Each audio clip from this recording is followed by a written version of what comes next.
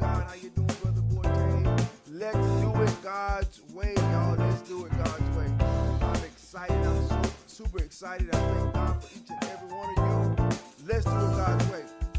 God did not give us Israel as a religion. He gave us a covenant, a law, and the land.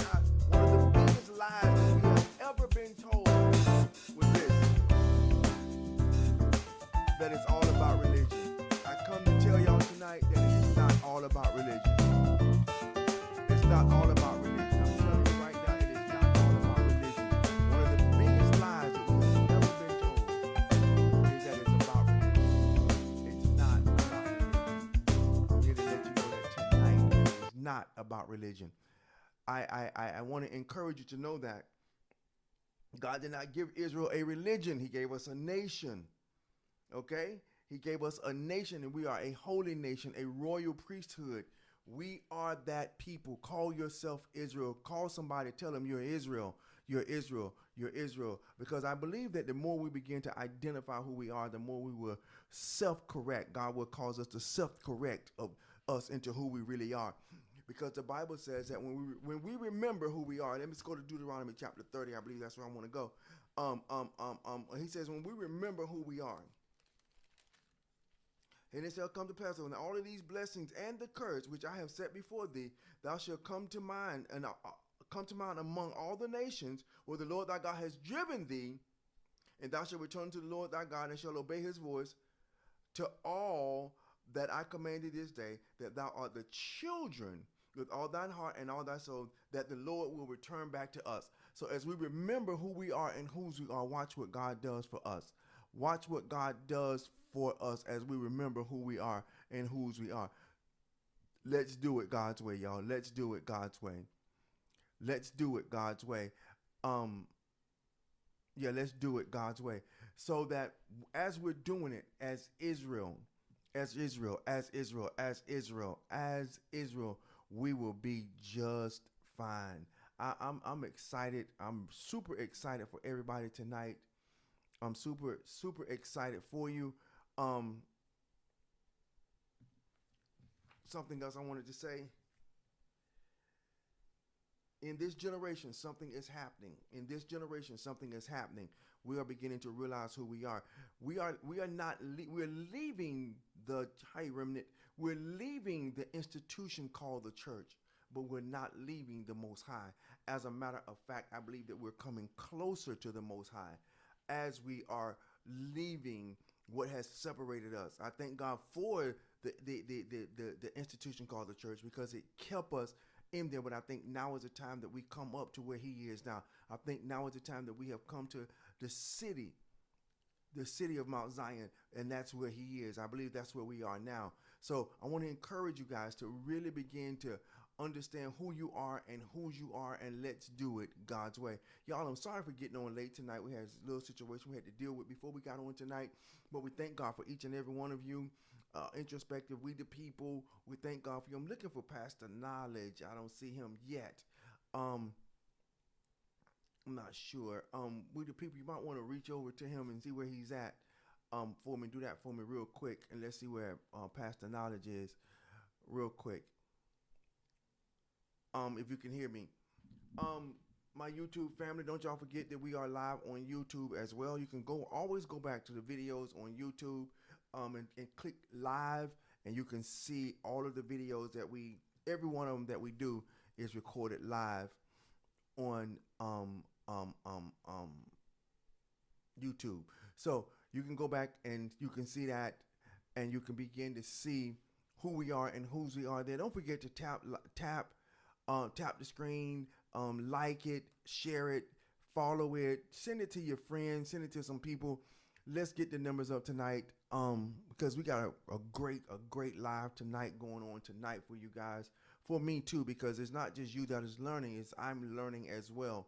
And whatever I'm talking about, I'm just as guilty of it as well. So it's never you and then me, it's always us with us. You know what I'm saying? Because we're all guilty of not maintaining or holding on to the law or the standards of God, the Constitution that God has given us. So as we're moving forward, and the reason I stay on the the intimacy part is because the intimacy part is really what caused Israel to fall the very first time, and after the law was given, if you go back and you can read, you can see that it was the Moabite mindset that caused us to fall, and we're still in that place today. All it takes for us to do something today is all we need now is to see the opportunity for for us to have a woman without having to be responsible for her, and she can see a man that she's interested in, and there is no responsibility for him. And so what has happened is we've turned it into this culture of the Moabite mentality where that's what we enjoy the most. We got a real big problem here, y'all. A really big problem. And so I stay on that place because I think, matter of fact, I don't think, I do know that that's where we are, and we got to get beyond this so that we can you can go ahead on and do that with the people. And thank you for that. How you doing, Pastor Knowledge?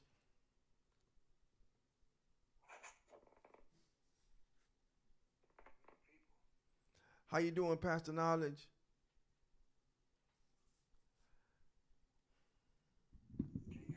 I, I can I can hear you You now. got it? Oh, okay. I don't know. The phone been acting funny. There's stuff going on with every which way. To God be the glory. So we thank God for you, man. We thank God for you. I was just giving us an update that we are Israel and that there is no nation greater than us. And God did not give Israel a religion, He gave us a nation. He said, and you shall be, that's a promise, you shall be a nation of priests and a holy nation. So if that's the case, we got to operate the way God says to be operated, that we should operate within. Um, any testimonies tonight, Pastor Knowledge, or we the people? Anything y'all want to say before we get started? I'm going to try to concentrate a lot on your questions tonight. Um, do It's me a cool. favor. Keep the likes and the shares going for me. Keep the hearts coming up. Let's get those numbers up. So we can invite some more people up on the live. 100,000 likes, y'all. Come on, we the people. What's up, buddy?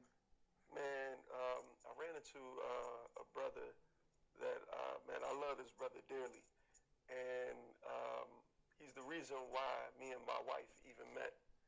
And he knew me from the days of Christianity and all of that other stuff like that. And it was real cool, just hearing him, call me out the blue. But he was going through something, but he also knew that I profess that I'm Israel now.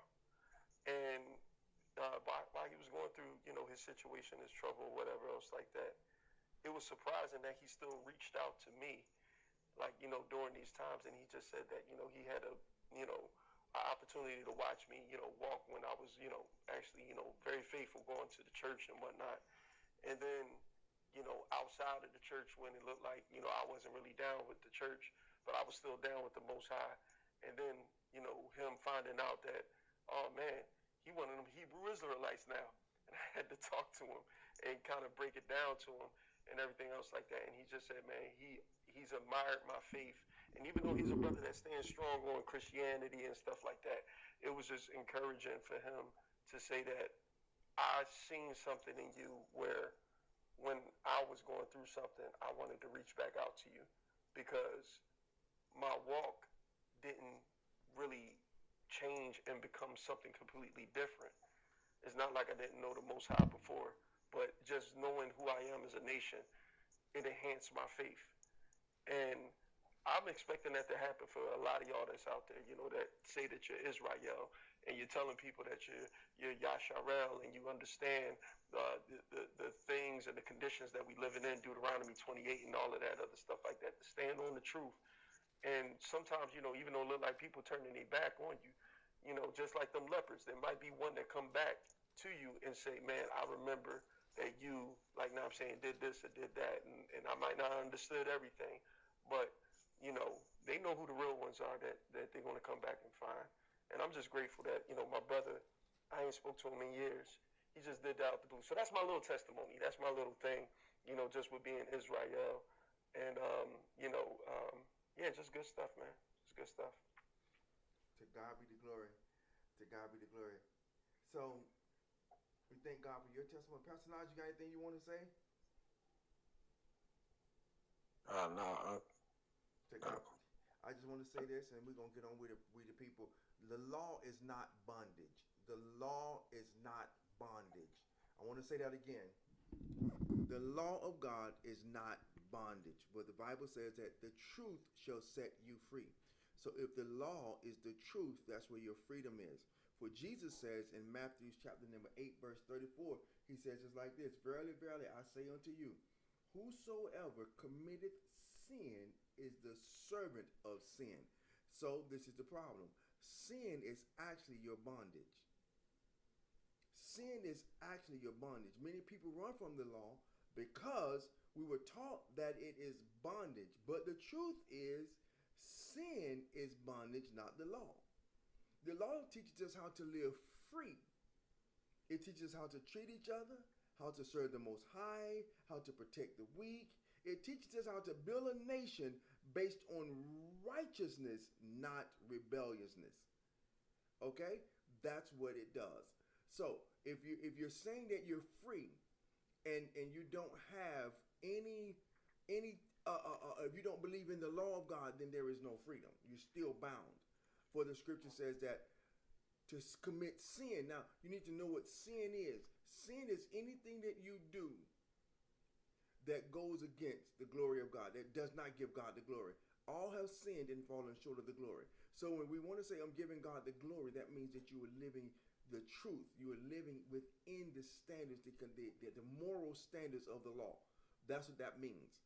When you're saying that I'm giving God the glory, I'm actually living within the standards, the moral standards of the law, which means that there is a lot of meanings to it. I'm not going to get into it, but y'all know the foundational problem with us in the law. What is it?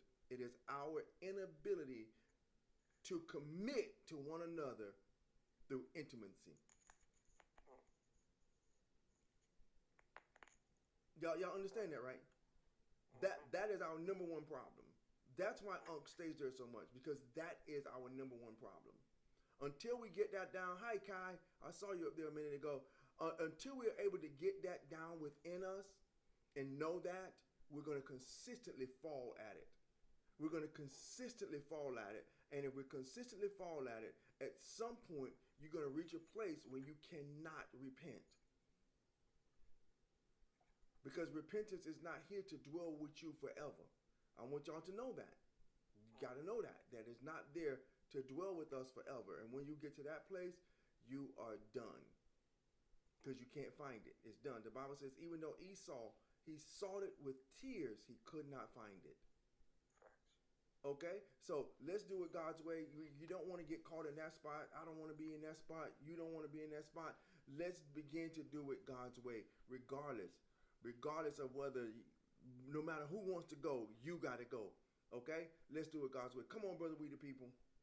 All right, so last time that we was on, and we had a talk about the relationship between men and women, the way that the Most High designed it, and the way that the world dealt with it. We was talking about the metaphor that the world has put on women as a metaphor for being cars. So we had a little car talk last time. We was talking about how a lot of the songwriters, like R. Kelly, you remind me of a Jeep, Aretha Franklin, Pink Cadillac, the one that Pastor Knowledge always say all the time, Prince, I think it was the Red Corvette song.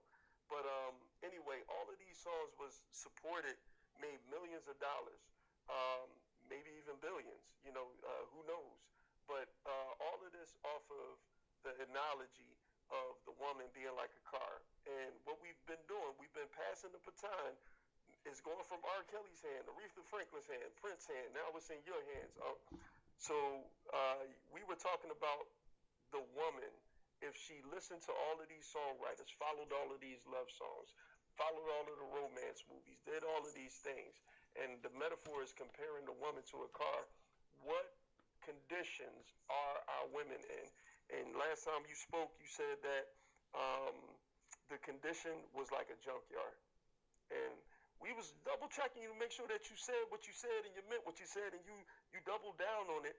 And you were saying that the reason why it's like that is because a woman is only wanted for her parts now, instead of the whole car being wanted. and that it was a salvage yard is from being married and then being unmarried, being divorced, being girlfriends, being in situationships, being one-night stands, being baby mamas. All of these things, we talked about it. So we're going to continue on with the questions concerning the condition of our women. How did they end up in this condition? But we're going to turn it a little bit more towards the men. And that's what I was trying to do on last week. We're going to see if we can do that. We want to describe probably the different type of stages that a car may even go through before it hits the junkyard, before it just ends up in that last final place. And we want to expose the type of men that try to help the cars to get to the junkyard, or the ones that try to save them from it if we can. So we're going to talk about both sides today. Is that cool with you, Hump? Yes, sir. All right, so here we go. All right, so I'm going to start you off with the last thing that I said on last week. The same question, ain't nothing really changed. If men treat their women like pulling parts from a junkyard, how can men look at the women like they are dirty when their hands are not clean from pulling on the women just for their parts? How can a man see? The man can't look no kind of way because he had to go to the junkyard to get the parts. So he's just as guilty. He's just as guilty because he has to interject himself in it to be able to pull that part. So it's like a pick and pull. So we just go there and it's like a pick and pull type deal. So the man, he cannot, and you know what, y'all, and I like Kevin Samuels. I really do like him. But I don't believe that we need to base it off of a woman having children. It really needs to be based off of righteousness, the right standard of living.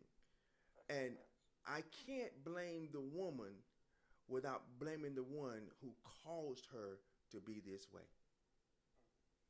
Because, and I'll tell you, if we men, if we stop doing what we doing, she won't have a need to do what she do. Because there would not be a market for it. See, the only reason there is a market, hey Shantrisha, there's a market for it is because we are the ones that create the market. You know what I'm saying? We made this market like this. And the only way we're going to do it is we got to boycott it. And when boycott means that we got to stop it. We got to stop doing it for the sake of our community. If you don't want to keep her, if you don't want to pull her out the junkyard, restore her, bring her back together again, don't touch her. As a matter of fact, get out the junkyard. Well, I say that it's another piece that's missing. Every time that she deals with another man that doesn't want to keep her, he's just walking away with another piece of her and makes her less keepable for the next person that's coming along. And when I look at, when you go to a junkyard, everything's dirty, right? So when you lift up the hood and you go to pull out one part and you saying, man, this car is dirty, when you look at the hands of a mechanic, are they clean? No. So when you look at the hands of somebody that's going to a junkyard just to say, I just want this piece. I just want the act of intimacy for the night, but I don't want her lifelong for marriage. I do not want her to be associated with me. Matter of fact, I don't even want nobody to know I was at the junkyard pulling at this part. But when you walk out, the men are walking out and their hands are just as dirty as they claim that the car is. I think that's hypocrisy. I think that men have a big problem with hypocrisy. I think hypocrisy is so crazy is because it's deeper than telling a lie because you're living a lie. And I think that us as men, when we walked around and we like, no, that wasn't my wife. I just pulled that part. That was just one night. And I really believe that it's the act of hypocrisy where we say, man, look at how these girls are acting. Look at how they doing. Look at how they talking. Look at how they treating. And the truth of the matter is that we put them in that condition. Not only did we put them in that condition, and I'm speaking as a whole as men. I'm not saying every man touched it. I'm saying that as a whole as men, we did put them in that condition. And now we hate the condition that we put them in, but all we had to do was take care of her when we touched her for the first time. So let's move on. Unless you want to speak on it, unless you want to speak Yeah. on it, I think it's a little hypocritical for us to get up here and do all this running off at the mouth, like women are the problem. But every time that we turn to the pages of scripture, it says that the only ones that can stop fornication and adultery is the men. We That's gotta stop interesting. it. Yep, we're the only ones that can stop it. God, because we the ones that promote it. Facts. It's not in the woman's power to stop it. No, she can't. The men have to be the one to stop it. If a woman getting treated this bad, where the car analogy went from you remind me of a Jeep to the pink Corvette, the red Corvette and the pink Cadillac song and all this other stuff like that, just for the Jeep to end up in a junkyard, the red Corvette to end up in a junkyard, and all of these things that ended up in this place where they once had value. And this brings on so much regret. And the women should not be the only ones that feel the regret. It should be the men, even more than the woman, because you're saying we're the ones. We're the ones that started the junkyard. We're the ones that owned it. We're the ones that opened up shop. We're the ones that put out the advertisement to other men. Hey, man, I don't went into that Jeep over there. Yeah, the same one R. Kelly was saying, yeah, I got my little piece, man. I came out with a car battery. Like, you know what I'm saying? I had a good time, man. Yeah, I'm going to use this for my program. And when it's through, I'm going to throw this part of it away, too. And that, my friend, that speaks volume for the men. That shows just how sicko we are, just how valueless we even value ourselves. Because if a farmer threw away his seed, would he ever have an increase? I would say that again. If a farmer threw away his seed, would he ever have an increase? Never. And that's what we've done. That's why when we talk about the 20 million that have been AB'd on the table, that's because the farmer threw away his seed. That's why prophylactics are sell so much. That's because the farmer has threw away his seed. That's why the BC controls are so big. It's because the farmer does not mind throwing away his seed. And if that's the case, how can you be blessed when you are throwing away your blessing? Come on. All right. So this question is going to be concerning the men and the women. All right. If the Most High is like the designer of the car, the manufacturer, of it, he's the designer, and the father, the earthly fathers, is like the dealership. Why don't the women want the fathers to qualify the potential owners? Well, a lot of times, the first thing I'm going to say is most women don't know. Most men don't know. That's the first reason. The second reason is because she's influenced by something else. She's afraid that he won't pick what she likes because she's interested in something that's totally opposite of her dad, usually. And so what she wants to do is she wants to try to get something opposite of her dad and then make him like her dad if her dad was in her life. She wanted to try to mold him into that because she was influenced by the music and the videos and all that for this type of dude. But then when she got that dude, she said, okay, I can make him like my dad. Because her dad is the only example that she has if he's been in her life. If he wasn't in her life, then she really has no example. So she's just out there. As a matter of fact, I don't think that a woman should be looking for a man. I just don't. Because trust me, it's you have no problem with men finding you. Every woman is a baddie. So I don't think that you should be looking for a man. The problem with that is because you have developed your own Ken doll mindset of a man, you go through a whole lot of men to try to find that Ken doll type of man. And now that is a woman only problem. And that's because of so many men going into her, she's created her own idea of what she wants to be a man. And I call that the devil is 6 feet tall, 6 inches of issue, and a 6-figure income, at least. So she's looking for the devil himself. And because that's what she feels is going to be most satisfying to her. So that's another reason why she's not interested in her dad picking her, the man for her. But I can assure you this: if we did it God's way, and if that man, if that woman knew there was not another man that would touch her, she'd stay where she's at. She wouldn't even think twice about it. She'd stay where she's at. If she knew that, the reason she'll leave you is because she knows there's another man that's willing to go into her. And that really proves how worthless we have become as men, because we're willing to plant our seed in a ground that we don't even want. It's like our seed is growing like wild trees and wild flowers and just wild stuff everywhere. You know what I'm saying? Because we don't understand the value of what it is. You know what I'm saying?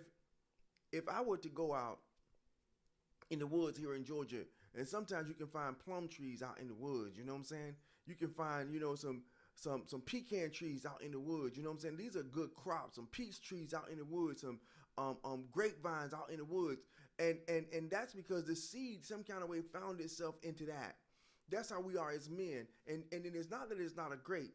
It's just that it is not being used for food, because we as men have used it. We didn't know what we were doing, so we're just doing something because we just, she nice, she this, she that, or she vice versa for her. He nice, he this, he that. And so we'll find ourselves going into these women, and these women allowing men into each other, and we just creating this tsunami of mess, of worthlessness. I want to encourage us to really begin to realize that the law of God is the standard, and that if you touch her, you got to keep her.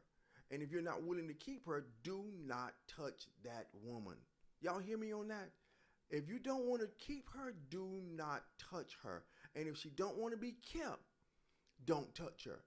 Because only thing you're doing is you're further contaminating or defiling the land. At some point, we got to realize that we don't want to defile the land anymore. Is anybody there other than me that we don't want to defile the land anymore? And at this moment right here, I want you to type into the comments, if you will, everybody that's in the live, type in there, I am Israel. And I'll explain it as we go. Just type, I am Israel. I'm trying to wake us up to know, hey, D, to wake us up to know who we are. So that we can begin to understand that there is value in knowing that I am Israel. I belong to him. I am Israel. The more you begin to say that, your body, it does something to you that self-corrects itself. It's self-correction just by you acknowledging who you are. It's going to help. It's going to change you. So this is what I'm going to suggest as we're moving on, as men and as women. Women, you don't have to stay in the position that you're in. There is restoration. For men, there is a level of restoration, because we all need to be restored to who we are and whose we are. All of us need to be restored. Every last one of us, because all of us have fallen. All of us have committed these atrocities one to another. Policy reminder, okay. All of us have committed these atrocities, and it is very, very, very bad, y'all. Very bad. Okay. What's the next question, Brother We the People? I'm sorry, y'all. No, I'm gonna just make up a question on the spot, because that was pretty interesting what you just said. I'm gonna put a scenario out. We said that the Most High is like the designer of the car. He's like the manufacturer, right? So what would the manufacturer do if he gave the dealership, the earthly father, several, let's say he gave him 100 type of cars, all different models, all different whatever else like that, but all from the same manufacturer. They all, Mercedes-Benz. And the dealer, instead of keeping them on his lot, he would drop one off in the hood, leave the keys in there, leave the door open, drop one off in the countryside, same thing. He leave it by a ditch, leave one under a bridge, leave one at a motel, leave one over in the rich area that we barely can go, the gated community. What would the dealer, what would the manufacturer do to a dealer that did that with all his cars? He would cancel his license. He would cancel his dealer license because every dealer and oh, good question, because that takes us somewhere else. Every dealer, he has a certain value that he puts on his product. As a matter of fact, a dealer can't even sell you a car for less than what the manufacturer allows the car to be sold for. We have a bride price for the wife.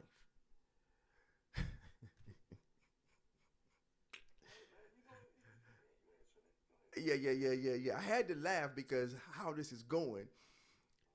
There was a bride price for the wife that was supposed to be paid to her father, because the father was the one who gave her life. The Bible says, honor your father because he gave you life. Okay, I'm not negating the mother, but it's the father that's the one that gave the life. Because it's, if you put your money in a Coke machine, who owns the Coke? Does the machine own the Coke, or do you own the Coke? The person who put the money in owns the Coke. So the father is the one that the daughter belongs to until she's given away. And she's only given away based on the bride price that the man is supposed. And I think it was 30 pieces of silver, if I'm not mistaken. I think it was either 30 or 50 pieces of silver. Somebody can look that up and put it in the comments if you want to. But that was the bride price. And that bride price was for a woman of virginity, or a maid. A maid is the same as a virgin, a woman that has never been touched by a man. And so when that hasn't happened, we all of us started out in the wrong place, because most of us got married and we didn't pay the bride price. Most of us didn't owe the bride price because the woman that we married did not qualify for the 50 pieces of silver to the dad. And whose fault is that? That's the dad's problem, because the dad didn't stay in his daughter's life long enough for her to, or so that he could give her away, so that he could gain that. Because all of it is to bring the sons is to bring finances back to the husband, to the dad. The daughter is to bring finances back to the dad, and the wives are to bring finances back to the dad. And how this is done, it is all done just like when you put the money in the Coke machine and you get the Coke out. Who collects the money out the Coke machine? The owner of the Coke machine. You follow me, right? So everything is bringing something back to the Father. That's why he says that be fruitful, multiply, subdue, replenish, and have dominion. That's why he says that, because when we're doing it God's way, it's like that machine is always producing a product that is bringing back to that Father. This is very serious, because and I was having a conversation with someone earlier about something very similar, not quite the same, but when we understand this thing, everything works, and it comes back to the Father, because the Father is the one that is really given the responsibility, not the woman. The Father is the man, the dad, the husband. And so the way it is supposed to work is a woman is always supposed to be cared for because of her contribution to the financial success and the stability of the family, of her contribution. The dad is always supposed to make sure of, the woman is supposed to make sure of, and when that dad is unalive, the son, her oldest son, is the one that is supposed to take over for the dad. Now, if she don't have any children, then it's supposed to go to his real blood brother, not these step brothers and stuff that we got. You come from this dad, I come from this dad. No, not that. Because those are two different spirits. That it was designed so that the same spirit stay within that same woman, so that she doesn't have to be emotionally unbalanced because of the spiritual connections that we different men go into her and put into her. But if we were to really go back and we really begin to see how it is really supposed to be done, then as men, what would happen is we as men, we would not touch her if we can't keep her. And as a woman, she would not allow no man to touch her that she's not willing to be kept by, because now it's all based off of a will. Now it's based off of a will, because what we've done now is we're so contaminated A lot of dads are not in their daughters' lives. A lot of dads are not in their sons' lives. A lot of us are just here. And so because of that, what we got to do now is we got to start right where we are. And we got to start right here and now. And so if you touch her, you got to keep her if if it is what it is. And women, you must understand that if he touch you, even if he don't fit the script of the 666, the devil that you want, you got to keep him, because we can no longer keep defiling the land. If the land is defiled, can it produce a good crop? No. It can't. Two scriptures to back up what you're saying. Okay, come on with it. All right, so this is Ecclesiasticus. We're going to go to chapter 36, and we're going to drop down to verse 21. All right, so it's in the Apocrypha. It was a part of the King James, the original King James. They took it out right around the time that the slaves got the rights to read. But anyway, this is Ecclesiasticus, or the book of Sirach, and this is chapter 36, and it's verse 21. This is why women should not choose their husbands. The father should choose. All right, a little disclaimer. Verse 21, it says, a woman will receive every man. I'm going to read that again. A woman will receive every man, yet is one daughter better than the other. And you can look at society today and look at the men that the women have chose to make children with that won't even stay. And that's because your father, like what Brother Cruz is saying, is responsible. And the Most High is saying that, hey, listen, y'all women, y'all have good heads on your shoulders. Some of y'all got college degrees and everything else like that. But some of y'all still chose the wrong man. And the reason why the wrong man is chosen is because that wasn't given as your part of the responsibility. That was given into the hands of your father. I'll read it again. A woman will receive every man, yet is one daughter better than the other. Let's go over to Ecclesiasticus chapter 42. And this is the backup what you're saying about the father, and whose responsibility is it to guard the virginity of a woman. It's the father's job. This is Ecclesiasticus chapter 42, same book, and we're going to go down to verse 9. It says, the father waketh for the daughter when no man knoweth. So that means he wakes up at night when no man knows that he's going to be up, and careth for her, and the care for her taketh away sleep. You're going to lose some sleep over your daughters if you got any daughters. You better tell that again. This is what the word says. When she is young, this is how he has to watch her. When she is young, lest she passes away the flower of her age, and being married, lest she should be hated. So that means that if the fathers are not watching after their daughters, the daughters will grow up to be somebody that is hated even in their marriage. He's putting it on the men. Watch this. Verse 10. In her virginity, this is when he's supposed to be watching her the closest. In her virginity, lest she should be defiled, and gotten with a child in her father's house, and having a husband, lest she should misbehave herself, and when she is married, lest she be barren. So the Most High says this stuff can even lead to a woman even being in the state of being barren. How she's given herself away in her virginity, and then also how she misbehaves even in her father's house. How she's bringing in the child even in these cases. We never knew these things because they took it out of the King James. Watch this, verse 11. It says, keep a sure watch over a shameless daughter. That means a daughter that don't know when she's doing wrong no more. A daughter that's going, she don't know when she wearing something that she shouldn't be wearing. She's saying something that she shouldn't be saying. There's no aspect of shame that's there.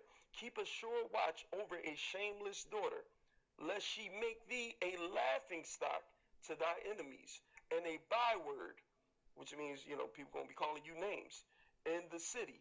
So everybody going to know your reputation by how your daughter acts when she goes out there behaving herself in a certain way. Watch this. And a reproach among the people. I mean, everybody know her, and she ain't got no shame about herself, but people feel ashamed for you because of her. And make thee ashamed before the multitude.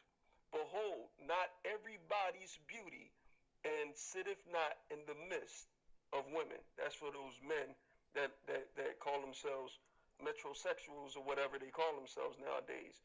And they like to hang around just a bunch of females all the time, and they start picking up their ways and become effeminate.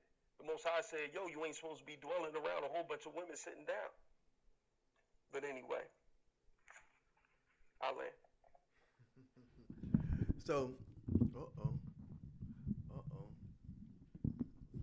Mike, hold on, y'all. 1 second. 1 second.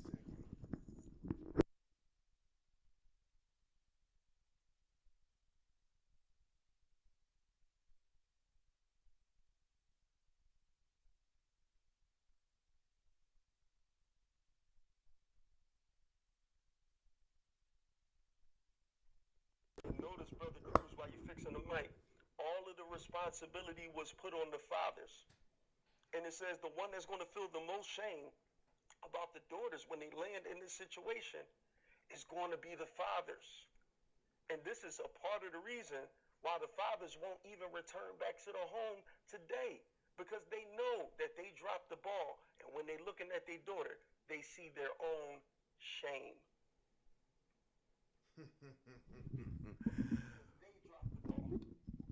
Yep, we dropped the ball. We dropped the ball. Hey, General, how you doing, my son? Everything good? We dropped the ball as men, and we keep dropping the ball because we are the ones that defiled the field. We're the ones that defiled the land. We did it to ourselves. So if it's going to be fixed, it has to start with the man. We can't put the woman in the junkyard and say, that's that. No, because she's only there because we put her there, and we're still going there picking and pulling. Picking and pulling. And you know, you got some junkyards, you pick and pull all you can for a certain price. We got a really big dilemma here. And until we're really ready to deal with it, there's really no need to even talk about it. Until we're really ready as men to stop going into women just because. Until the women are really ready. As a matter of fact, it don't even matter about the women. Because if men stop doing it, there's no market for it. Facts on facts. You follow me, right? Go ahead again. No, I'm saying we control that. It's not the women that has the power to put 3 or 4 of them to an end. The men have the keys of David So to lock that up and put that thing away. So if the men would stop it, They then need to. it stops. And then I'm gonna tell you though, like I was telling someone that even, you know, I have a lot of people saying they're being celibate, and celibacy is not a good thing, to be honest with you. It seems like it is because we're trying to be right before God. But once you have started being intimate and then you call yourself gonna stop, what that does is that brings about cervical cancer in a woman and prostate cancer in the man. Both of them is from the lack of intimacy. So that's why I say if that's why, even if I think what Paul says, it's better to marry than to burn with passion. And because after you've been doing it, you know what I'm saying, it's still there. You know what I'm saying? And you're going and you're buying these toys to just try to satisfy the itch. That's even worse. You follow me? So that's even worse because now you're being intimate with spirits, and these are past spirits. These are past spirits that you are actually conjuring up as men and women to be intimate with. Mm. So the only way we can actually fix this problem is if you touch her, you got to keep her as a man. And as a woman, you got to know that I don't want to be defiled no more. I can't take it no more. This is what makes you meet her and she says, I know I'm crazy. Yeah, you crazy because you've been with so many men, of course. But you didn't make yourself that way. The first problem was 99.9% your dad wasn't in the house. And if he was in the house, you were so rebellious against your dad until you went out and done it anyway, thinking that you were getting at your dad. Because he told you no, so I'm going to get him, so I'm going to let this man into me and let that man into me. And the only thing you're doing is you're shortening your own lifespan. Obey your father and your mother, that your life might be, that you might prolong your own life. So all of it is tied to the law of God. All of it is.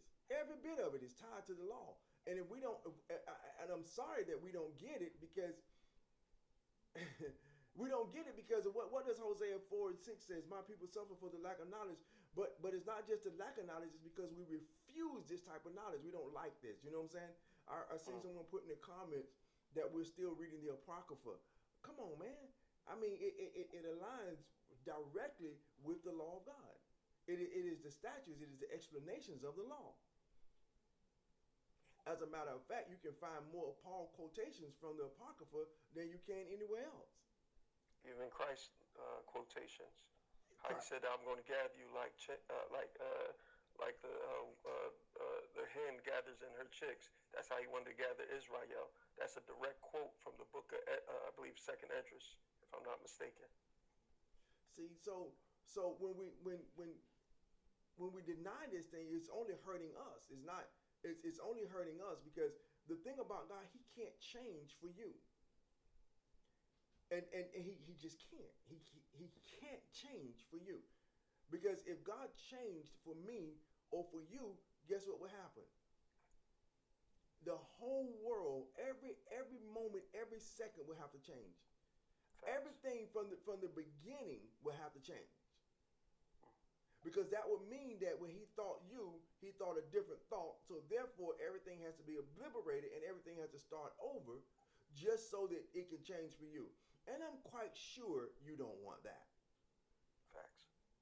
I'm quite sure you don't want that, because that would mean that your life is over now. Right now. Over. Done. So when God created the man and he put the man in charge, he never gave the woman permission to be in charge of the man. So for a woman to think that she can break protocol and go to God outside of the man or around the man, if you are not praying for that man's praying for that man that is your husband, your owner, your ruler, and your master, that's why the Bible says pray for those who have ruled over you. If you're not praying over them or praying for them, then you are out of line. If you're calling yourself going to go to God and God going to take this husband away from you and give you another husband, that means that God, that don't, does that sound right? Nah, not at all. I've heard people say that God took that husband away and gave me another husband.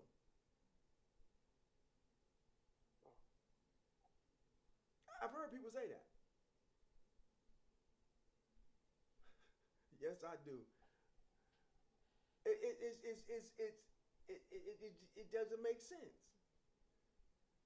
And I'm not telling people, to go and leave your husband or leave your wife, today and tomorrow. But what I am telling us to do is repent and don't go back to that no more. Facts. Don't go back into that anymore. You know what I'm saying? Because what did Yahushua would say to the woman at the well? He says, "Go and sin no more. Don't go back into that anymore." That's all he said. That's all I'm saying is just don't do it anymore. Don't run around talking about, well, God gave me another husband. God gonna give me another man. I'm waiting on my husband. If you've been intimate, you got a husband. Most of you got more than one. And the same thing for a man. I'm waiting on God to send me my wife. If you've been intimate with a woman, you got a wife. And in most cases, you got more than one. Yes, I said it, and I don't bite my tongue when I say it. Because it doesn't change because you change, because you don't want to receive the law of God, because you don't want to believe it, because, oh, that ain't for me. I can't live like that. That doesn't change it. It still is the same. And I'll tell the men today, right now on this live, I'm going to speak to every man on here. Get a backbone. Stop being afraid. Get a backbone. Because it is our problem, the reason it's like this. by saying the word. It's our problem. And it's only like this is because you're scared. You're scared. You're scared of how your woman going to react. I want to tell you this. If your wife is going to allow another man into her, she's going to do it anyway. It's going to happen anyway. If she ain't, she ain't. Why worry about it? Why deny the faith of God? Why deny the law? Why deny yourself the blessings while and saying I'm blessed, while at the same time you are trying to be like Adam and follow your wife? Does it make sense? Doesn't make sense at all. Because that's what Adam done. Only thing Adam done was Adam followed Eve.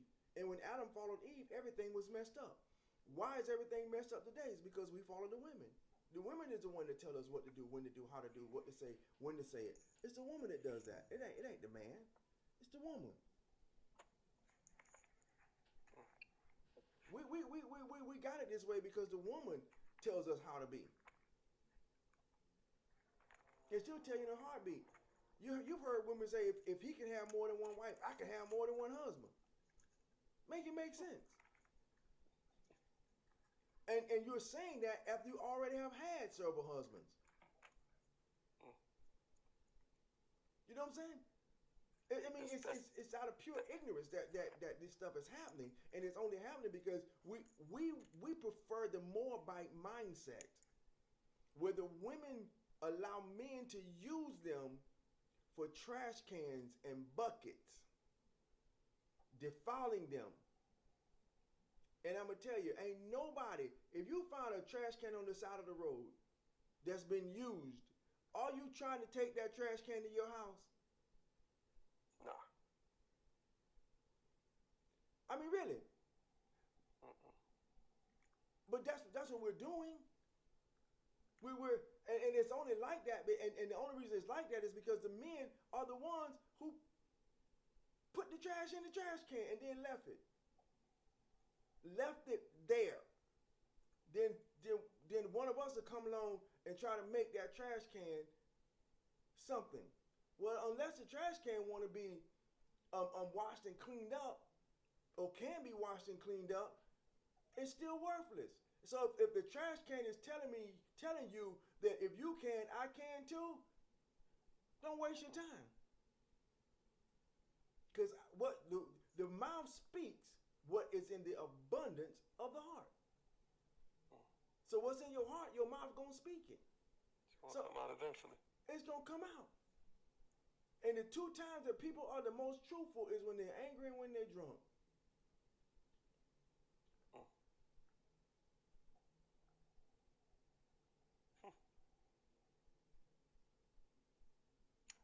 This is Isaiah chapter 3, verse 12. And this is just a receipt for what you're saying, because some people is asking for you to back up what you're saying with the scripture. Isaiah chapter 3, verse 12, it says, as for my people, which is the children of Israel, the ones that bear the conditions of the curses that's in Deuteronomy 28. As for my people, children are their oppressors, and women rule over them. O my people, they which lead you cause you to err and destroy the way of your path. You know what that is? The way of your path is your children. Because a man lives through his children. You live through your children. That's how you live. And you got the woman, and she's on birth control, and you're not having your children. Whose life are you cutting short? That's your path. You're cutting your own way short. Because who carries the seed? If a farmer can't plant seed, will we get a crop? Can the people eat? If the farmer does not plant seed on good ground, Yahushua would say that you plant some on thorny ground, on rocks, but only the one that go on good ground is going to produce a crop. Yahushua said that. And I know that we want to think he was talking about the earth itself, but actually he was talking about the woman itself. And how many of us men have put our seed in thorny ground and it hasn't yielded a crop? And I know why, because we think that going and chasing money. Y'all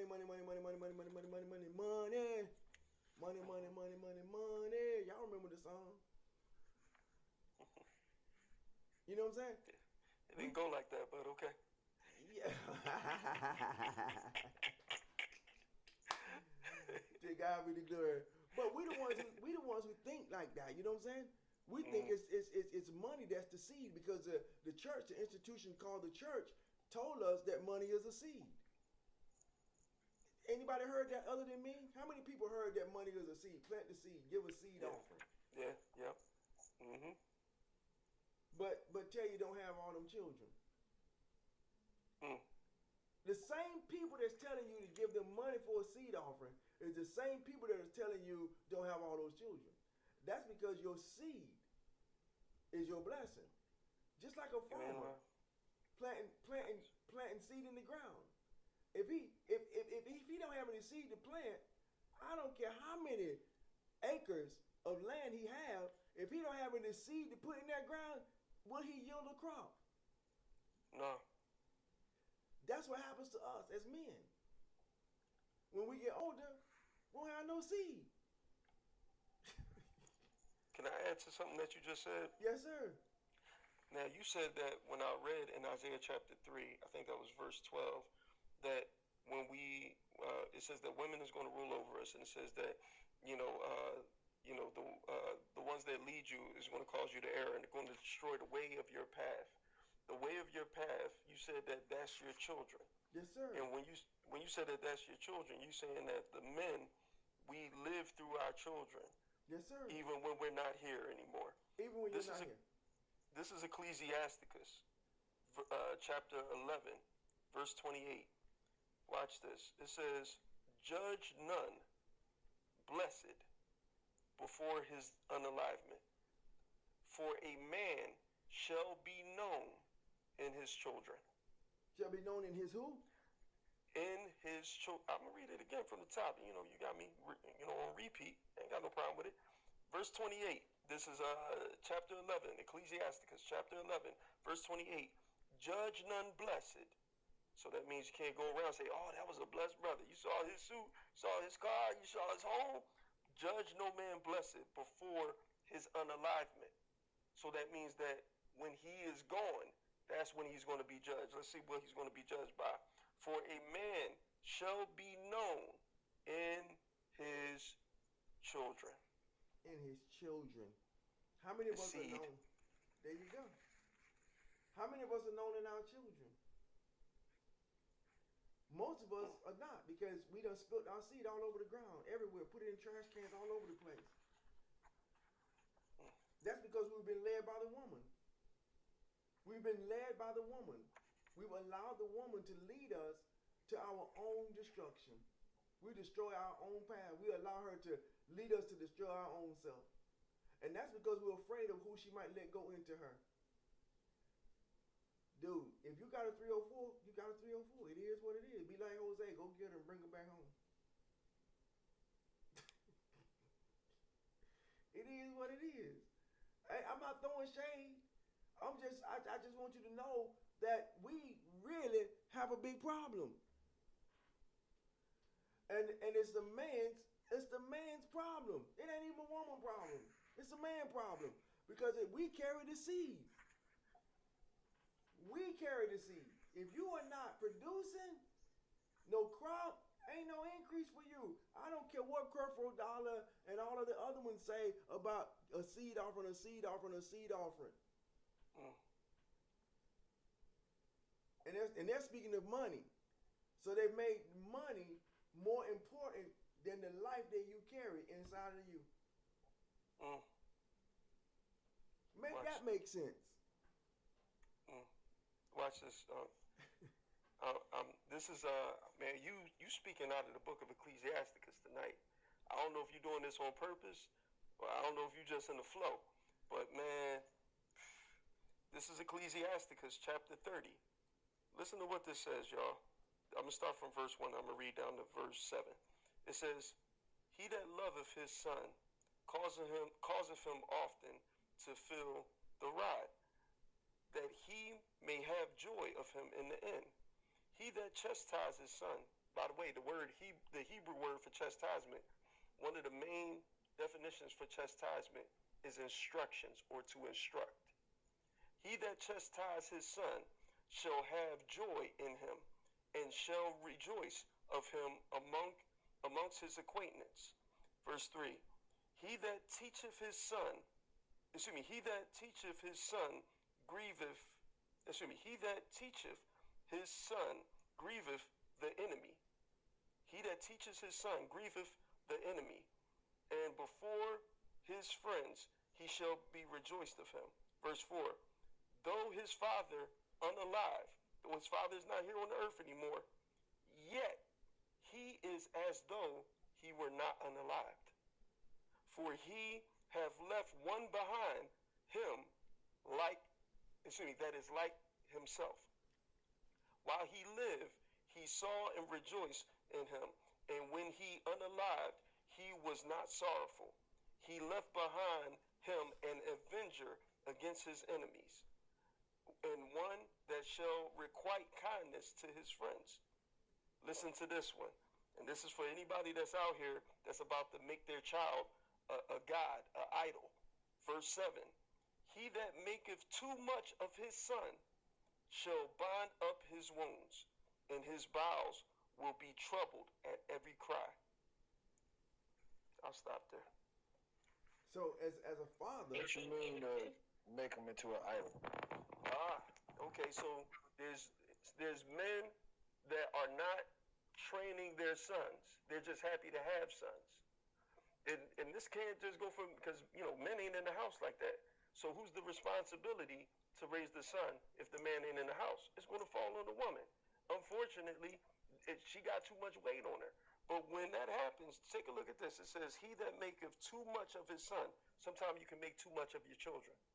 You can give them too much. You can spoil them too much. And you're not giving them the chastisement that they need, which is the instruction, the truth that they need. And when they fall into this category, it says that every time that person falls into wounds, you're going to be the person that's running there to bound up the wounds. He's supposed to struggle. He's supposed to suffer and able to grow and to learn. Because why? A good father going to let his son struggle a bit. He ain't going to let him be unalive, but he's going to let him learn until he get it. And then it says, and his bowels will be troubled at every cry. Every time that he cries, it's like it's unalive in him. And he can't make it. And now here come the weak parent that made the weak son or the weak daughter, and now you babying them, and you have made them an idol. Your house is an altar to your child. woo, woo. This is what we done, and this is all of a man's fault. It goes back to the man. It goes all the way back to the man. And it goes back to the man. I think D. Wash put it there because Adam followed Eve. How many of us are following the woman today? How many of us? How many of us men? Don't put it out there, because some of you going to say I'm not, but you are. Because you're scared of her. You're scared of what she can do. And you're scared because there's another dude that's out there that will go into your woman, and you know it. I'm not worried about that. I can say I'm not afraid. Hallelujah. I'm not afraid of that, because the one thing for sure, you can't do nothing. You won't do nothing that ain't in you to do. That's a fact. If it's in you, you're going to do it anyway. But no woman was designed to be intimate with more than one man. Now, we're going to get past that, and I keep going there because, like I said before, this is the root of all of our problems. This is the root of it, because look at our children. I've been seeing a lot of videos of girls fighting girls, just a whole bunch of girls just fighting in the streets, in the malls, in the restaurants, just a whole bunch of girls. And these are Israel, just fighting, like they just done lost their mind. That's because the fathers are not there.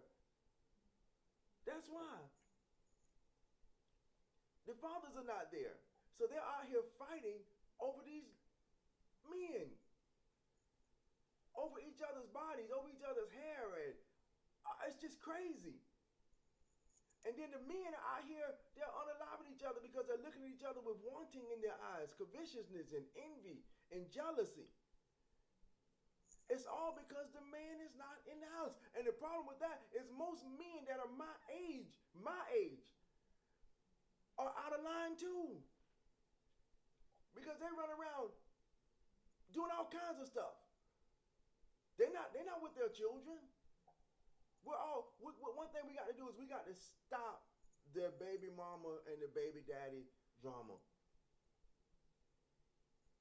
And as men, we got to cut this mess out.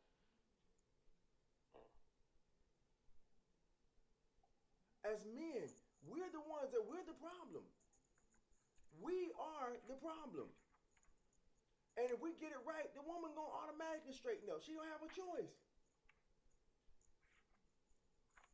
She does not have a choice. She has a choice because we've given her a choice. But she really doesn't have a choice if we straighten up. If we cut this mess out as men, she don't have a choice. The only reason she can be disrespectful and argumentative to you is because she feels that she has a choice.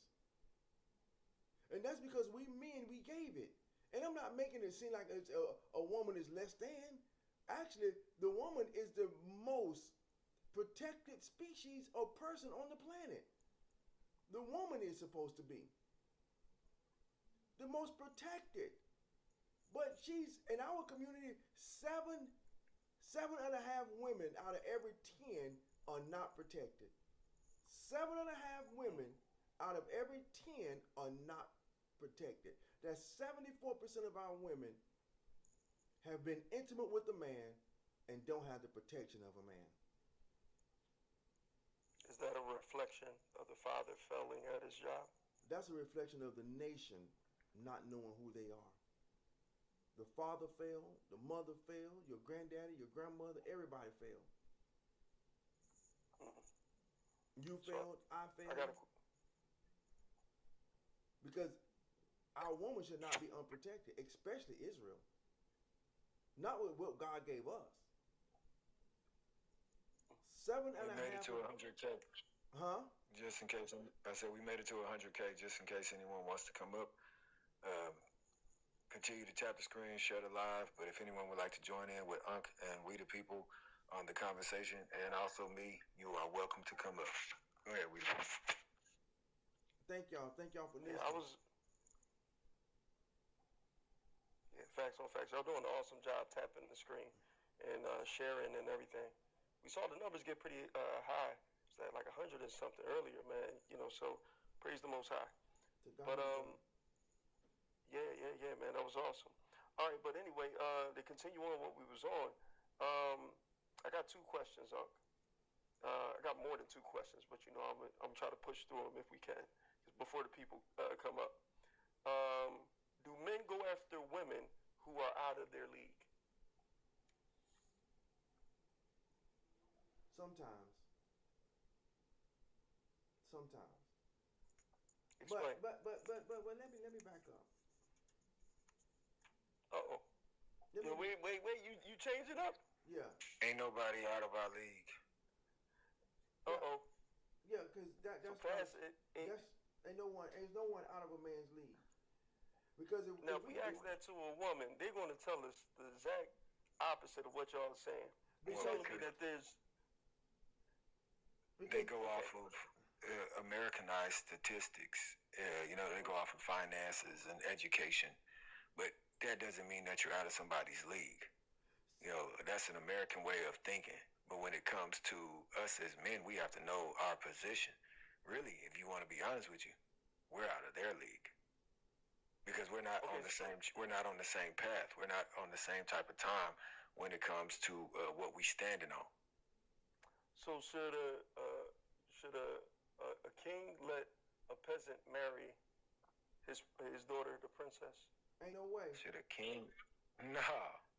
So then there are some women that are out of some men's league. No. A peasant don't know his position. No. Plus, you can't marry my daughter. That's what the knight in shining armor was all about. That's why you don't go into that Valentine's Day mess, because that's what that was all about. A knight, a peasant trying to get. You know, I'm stirring the pot up. Stirring it for real. But no. But this is a good question because listen now. That's often said about men. But listen to what the scripture got to say. It says, neither shalt thou make marriages with them. Thy daughters thou shalt not give unto his son, nor his son unto thy daughter. That proves right there that the only ones that are out of our league are the ones that don't belong to us. And that's because, see, we are the regal class. We're not peasants. We operate as less than peasants because of our behavior. We operate less than peasants because of our behavior, but we really didn't come from that.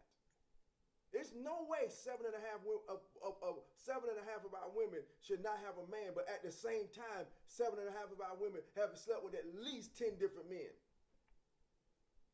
But yet I'm single. So then I'm going to ask this directly then. So what is it about a man that makes him disqualified to be a husband? I'll ask it again. What is it about a man that would disqualify him to be a husband? Is every man fit to be a husband? Does he have man parts? Yeah, that's what makes him a man. Then he fit to be a husband. The only thing that disqualifies a man from being a husband is he decides that he want to be like Paul and never go into a woman. But if he's ever been into a woman, he's qualified to be a husband. Because he planted his seed. Okay, all right, that's a good one. So, all right, this one is for the fathers again. We're gonna go back on the fathers. So, if a man wants to test drive a woman intimately, should the fathers be okay with this if they have used women in the same way themselves? No, because we got to all straighten it up. We can't keep pushing the envelope and we trying to fix it. At some point, we all got to just. Is that being a hypocrite? No, that wouldn't be being. That means that now I'm at a different place. I'm not going to do that no more, and I'm not going to promote it no more. I'm not going to encourage it anymore. No, we can't push that. Because so the men that's like, hey man, I want to test. I want to test drive this car to see what I'm actually getting.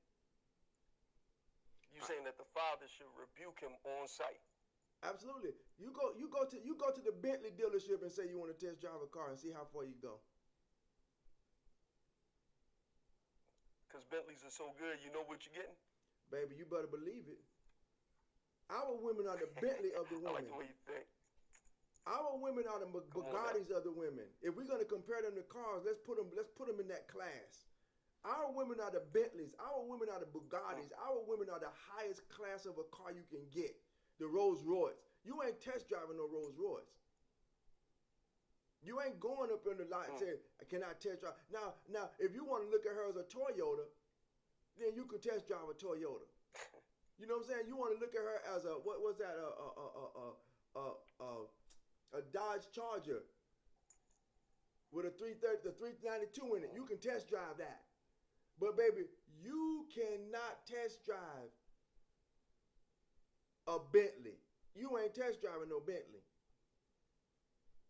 It's not happening. Facts. So let me ask you this. All right, this is kind of, I'm going to tell you what type of question this is. This is old car versus new car kind of question. Hold on 1 second. Let me just say this. Women, you are the Bentleys, the Bugattis. You are the highest of them all. Don't let no man test. If he don't have the money, let me rephrase that. If he cannot maintain the maintenance of the car, my daddy say you can't afford the car. I'm gonna leave it at that. Now go ahead on. What if you can't afford the gas? You can't afford the car. What if you can't afford the insurance? You can't afford the car. Man. That's a tough one. You leaning in heavy on the men today. But praise Yah, because it's righteous. It's righteous. All right, so this is like an old car versus new car type of question, okay? So women claim that they get better with age. Or let me say this, older women claim that they get better with age.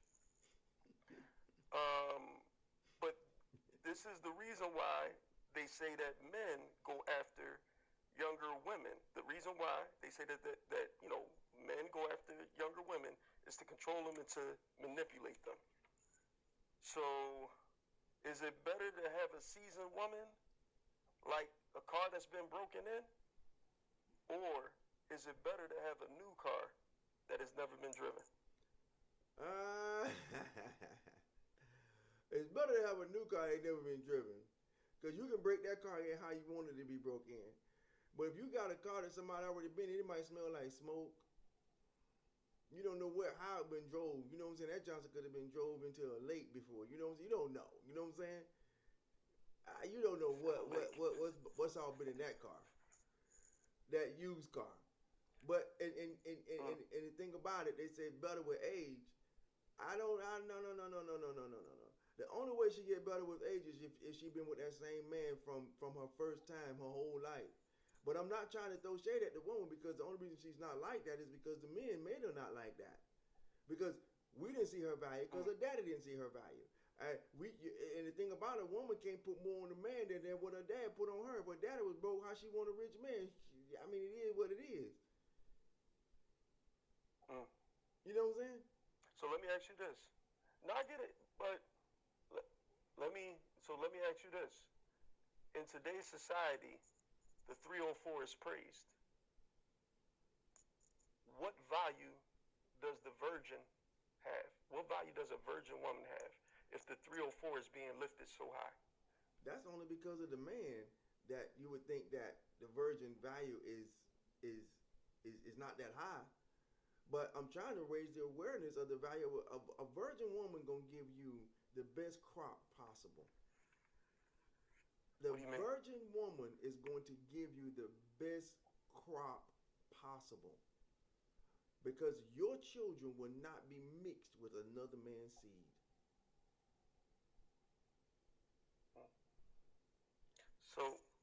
So you're saying that virgins are still valuable today?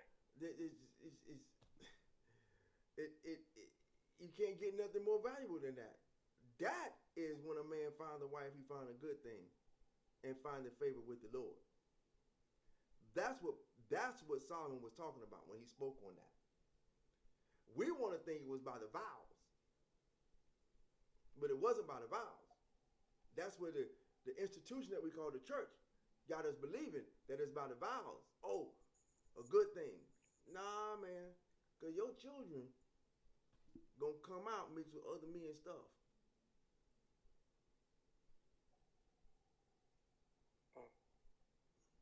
So, all right, let me ask you this. All right, we're going to get into it, okay? Because just like you got, different types of cars, we're going to do a comparison, okay?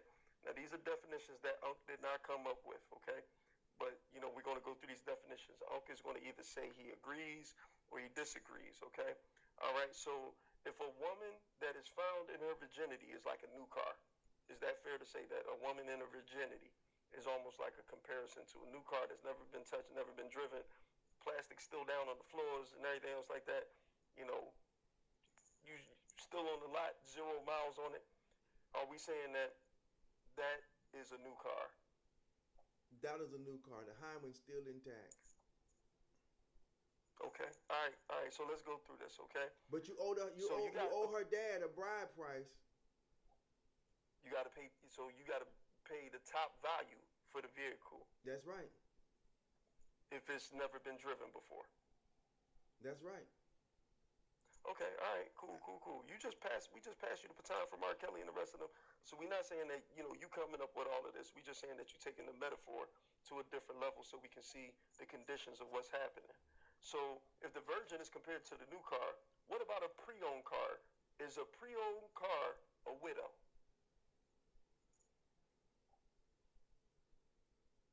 It's either a widow or a harlot.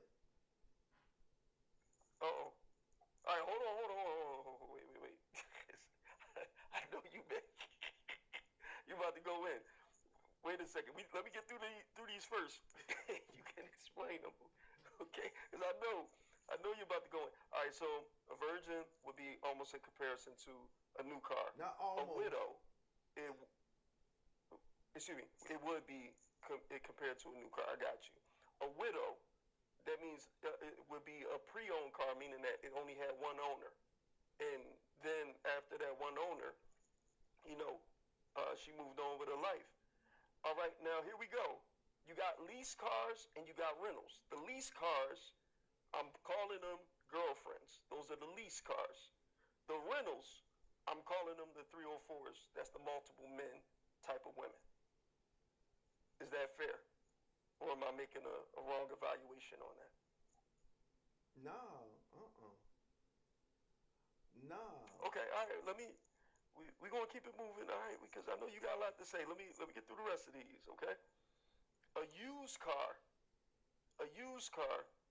that would be either a girlfriend or a 304 that only wants one man now. That's if you bought it. If you bought it used, yeah. Now I just want one man. After I've been used by a bunch of drivers or a bunch of keys unlocked the lock, now I want to fix the lock. Okay, so those are the former lease cars and the rental cars. They both can be sold as used cars. Right. I got you. All right, so now we got the cars that's at the auction. All right, and we're not talking about the good auction where you got the stuff on Money Talks with Chris Tucker bidding on the car. We're not talking about that. We're talking about the auction where the cars, if you ever been to those auctions, you can get some pretty, cheap cars there. But anyway, the auction, is that for women that is willing to settle now for whoever will take them? Those are the retired harlots. You said those are the retired? Okay, all right, man, you said what you said. All right, now, we done went through the new car. We went through the pre-owned car. We went through the lease and the rental. We went through the used car. We went through the auction. Now we're dealing with the junkyard. The junkyard is the bitter and angry women. Would that be fair? I would just say yes. All right, okay. Because now that we done did that and we done went through the comparison and all we doing is just elevating how women have been compared to cars throughout the years, through songs and everything else like that. We done went through all of that. Now, here comes the question. You got to tell me now, what type of men gets with each one of these type of women? All right? Let's start with the virgin. All right?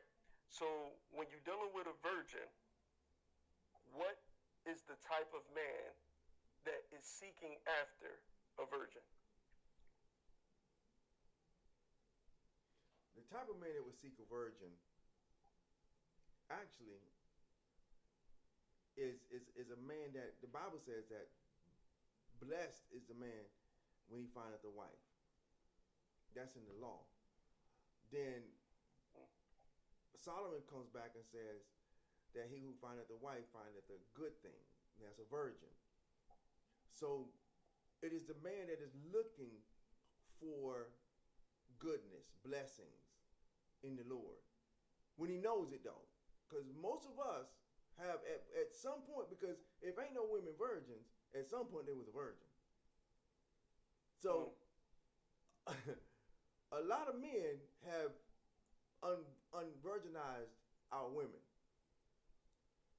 So what kind of man would be looking for a virgin in today's society would be a man that understands the law of God. But I just don't see men that are just looking for a virgin. Not today. If anything, they're trying to get as many bodies on them as possible. But go ahead. All right, so this is what I have down. It says, and this is for the virgin. A man that seeks a virgin is willing to go through anything for her, unless she is a foolish virgin, willing to be talked down from her value. Is that fair to say? Yeah, that's the 5 foolish and the 5 wise. There you go. There you go. I was basing that off of that because I think that sometimes we confuse the virginity with the same with every girl that's a virgin having the same character, and I don't think that that's true. It's just like saying that every man has the same character because he's a man. I don't think that's true. I believe that you can be a wise virgin and you know your value and you retain your value and you say to yourself, hey, I'm going to look for a man that's patient, just like I've been patient with myself to keep myself. That man that has to be a patient man. He has to be willing to go through the righteous things, to talk with the Father, sit down with him. Or I think that you're going to deal with a 304 monger that's willing to try to willing to try to strike a deal with the girl and talk her out of the most valuable thing that the Most High gave her to give even to only one man. So, all right, we moving on. Let's go to the next one. You said the pre-owned. We the people. Yes. Can I come and speak? Yeah. What's up, Brother Borte? Shalom. Yes. Yeah. I was listening to the Bugatti and all those things we went through before we get to the coming to the virgin one. So I think the answer is what you just said. When we were talking about the Bugatti, I was going to say when you're going to use it as a virgin, those ones I was going to say like a Bugatti, when you order it, you have to know the material, like the design you want it, how you want it to be designed, how function you want to put in. You know, sometimes you order the car, you have to put certain things in there to be certain model the way you want it. So not all Bugatti function the same. So that's why when you just said the virgin thing, I was like, damn, you got the answer now. Because not all Bugatti are the same. That's why I'm saying, not all virgins are the same. The same thing like I agree. Yeah, Unc was telling something earlier about the fertile ground. I'll say, yeah, there's certain fertile ground that when you plant your seed, you get what you want. That's why we have a lot of girls having children up and down there, but they are fertile, but they are not watered. Let me say like there's a fertile ground, but when you plant the thing and you don't water it, it's not going to grow, isn't it? You have to water it so that the thing can grow properly. So there's a lot of girls there, they are fertile, so they're just having babies, but they are not being watered, which means we haven't washed them with the knowledge and the wisdom for them to be the wife we want. Because we the men don't know it, so we just have babies with them and then keep moving on because we didn't wash them with the knowledge. We didn't water them so that they will understand the way to go, like we're supposed to direct them as a man, protect them, guide them, direct. So we don't do those things, so then they just go from here to here to here. So that's what I want to touch on because we can all say we want to be a virgin, but not all virgins have a father in the house, which he haven't teach them what it is. Yeah. So I just want to touch. So that's why I said this topic is really hard. A lot of women, when we're talking about the car use and this, they go off because not all. Because some will say, but not all women are like that. Not all men are like. Some men too will say, not all men are this. Not what So that's how I would just come to touch that one quick and say, look, let's pray and ask for the wisdom and knowledge to guide that. But this thing is, like, I put two quotations there earlier on about when they say, what is a man? And I said Genesis 1:26-27. He said, let's create man in our own image. That one, a man is the image of God. So what is a man? It's the image of God. So if you know the image of God, then you know what man is. And then I put, I think Ephesians 5:23. Okay. What is the role of a man? It's so Yahushua in the marriage. Yes. So Christ. Thank you. So if we know the role of a man is, so now when a man is the house and is performing his role, then the house also will flourish. But if you're in the house as a father or a man and you don't know your role, then the woman will take in charge. So which means your house is going to be destroyed. So those two things I want to touch on. That's all. No, that's facts. Listen, hey, Brother Borte, man, we going through these little definitions, but the reason why, because, and women, we don't want to make this seem like it's a big indictment on only y'all. That's why we exposing the type of men that wants to get with these type of women. But it's also showing the devaluing of the woman once she goes through, I'll probably say with different stages of her life of giving herself out to man after man. we have to deal with it. But all of this is about, if Unc is going to say that this is a junkyard, the car doesn't go from the dealership into the junkyard. Sometimes the car goes through processes, and this is just the processes. So the analogy is not meant to be, maliciously, said to anybody or whatever else like that. We're just trying to show you how a new car can lose its value and even go down into being into the junkyard. And this is a warning for the younger generation so that they don't make the mistakes that the older ones does. I got a question. What is the main reason a car ends up in the junkyard? It's lost value. It doesn't function right the way it's supposed to function. 1776. I believe that the car lost value, and the value came through the abuse of the car. That's what I believe. I'm going to tell you what it is. It's through trauma, an accident. Most cars end up in the junkyard because of an accident, trauma.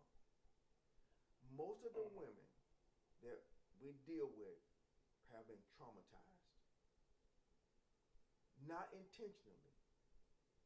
She didn't go with that man to be intentionally traumatized. Trust me. You didn't drive your car and sitting at a red light and somebody rear-end your car and both your airbags come out. You didn't go to the store for that to happen, and your car ends up in the junkyard. So the main reason that what we see and why we see it is because of trauma. And sometimes some people live through the trauma, sometimes they don't. Sometimes they can be repaired. Sometimes they can be repaired. Sometimes they can't. So as we're looking at this, we have to realize that nobody ended up wanting to be in that spot. You know what I'm saying? The man who went to the junkyard, he didn't want to have to go to the junkyard to get the car, to fix his car. Trust me, he just didn't have the money to fix it. So this is where he ended up at. So everything is a cause and there's effect. So the effect of the trauma was the junkyard. Because most cars because if you go to a junkyard and the car's there because it was broke down, you ain't taking no parts off of that car. Because you don't know what part of that car was damaged or was working or was not working. But a car that's wrecked, you're more eager to take stuff off of that car because that car appears that it was the only reason it's here is because of trauma. Facts. So the main reason that we're saying what we're saying is because of trauma. Truth. That's truth. You follow me, right? No, I think that's why the conversation is so necessary, is because we're dealing with a nation of people on both sides that have gone through trauma, but it seems like the women are more billboarded for the trauma. Men get dragged through the mud, of course, with the child support and everything else, But it seems like they're the ones that's being billboarded for these things. But like I said, the only reason why I'm bringing up these definitions in this like this is to talk about the type of men that get with these women while they go through these different type of traumas. Because losing your husband is a part of trauma. You're going to go through something if you was married, especially if you love that man, and all of a sudden you're a widow. That was like let me give this one. I'm going to say what it is, and then I'm going to give the definition. You tell me if you agree with it or if you disagree with it, with what type of man would get with this one. So we already did the virgin. Now let's do the widow. The widow, we said the widow was comparison to the pre-owned, because the pre-owned only had one owner. And then after that, this is what the definition of the man is. A man that gets with the widow understands that she has had an experience as a wife, but now her covenant has been broken. The covenant is being broken in a righteous way through, the unalivement of her husband. And that man has to be willing to even accept the children of that woman, or a 304 monger is going to try to profit by benefiting off of the void that widow has. Do you agree with that? Yes. Okay. All right. Let's keep on going. the girlfriend was compared to the lease car. If you know anything about a lease car, that means that an owner takes the car and he holds the car for a good period of time, but he's never really intending to keep the car. And that's why the car is leased. That's why the lease car is being compared to the girlfriend. So this is the type of man that is going to try to get with the lease car or the girlfriend. Is going to be a man that wants to give the illusion of marriage. I'm going to say it again. The man that wants to give the illusion of marriage with no permanent commitment. He is a 304 monger that likes to move slow. You can call him Timmy the Turtle. You can call him you can call the girl the horse that's being tricked by the carrot and the stick of marriage. But that's the type of man. It's the man that wants to give the illusion of marriage. Is he the exact description that is for the lease car or the girlfriend? Yeah. Okay, all right, so far ain't no disagreements. We got you on some yeses and nos. The 304s, we compared them to the rental because I think there's many men, you know, that 50 joint. So that rental or that 304, the men that goes to her is, let me say, it's men that only want to give her an experience and maybe money. I'll probably say that these are the men. They're 304 mongers as well, but they don't want the long-term situation like a girlfriend or like a leased car. They really just want to have an experience, and they want to give some money and then get them out of their life as quickly as possible. So is that the men that goes after the 304s, or is there a different type of man that goes after the 304s? Nah, that's the man. That's the man. That's definitely the man that goes after 304. He just wants to experience it. Okay. Okay, so now I'm going to put a warning out there. Many rentals, many 304s try to disguise themselves as lease cars. The 304s try to disguise themselves as girlfriends, but they can't hide the fact that their whole existence is based off of having an experience and having a money exchange of some sort with a man. It's transactional. So that's just a warning for the men and the women if you're starting to, you know, come into contact with this behavior. All right, so we moving on. The girlfriend and the 304, they want to be used cars. Basically, these are the women that they want to be with one man, but they got a list of demands. Even though they've been, you know, passed around or whatever else like that. Oh, I need a man that does this and does that, does this, does that. Got a high list of demands. Men that don't know their value. Men that do not know their value are the ones that join themselves to the leased cars. Is that truth? Yes. Yes, it is. So even though the used car is nothing but the girlfriend in the 304 that just says, I only want to be with one now, she is looking for a man that doesn't understand the value of the car and the value of himself. Absolutely. All right, well, we cool. We moving through it. This is pretty much the last one because the junkyard you just explained that one, so you jumped ahead, but that's cool. All right, so the auction is women that have the list of demands, and they realize these list of demands won't work anymore, and now I gotta settle for somebody. I gotta settle. It doesn't matter if he can read or he can't read. It doesn't matter if he has a job, he doesn't have a job. It doesn't matter. She doesn't care what the situation is. Is the auction woman, the type of man that would look for the auction woman, is men that love to use women. The men that love to use women because their options have gotten slim. I don't know about that one. Okay, come on, talk to me, man. I've been waiting for you to disagree. Because when you said that the man's options has gotten slimmer or the woman's options has gotten slimmer? No, the woman's options has gotten slim, but the men, they love to go to the auction because they know that they can use these women because they know that they don't have as many options as they had before. They got a thing going out now where the cougars are chasing the younger men, and the younger men are following to them because they're easier accessible because they don't have the options for the men their age anymore. So they go after these older women with demands, money demands, As a matter of fact, it's one that made it in the court a while later. She had two. She was the cougar to two young men, and she was giving them together like $1,500 a week to be at her beck and call. Now this is a true story. This is very, very, very, very, very true.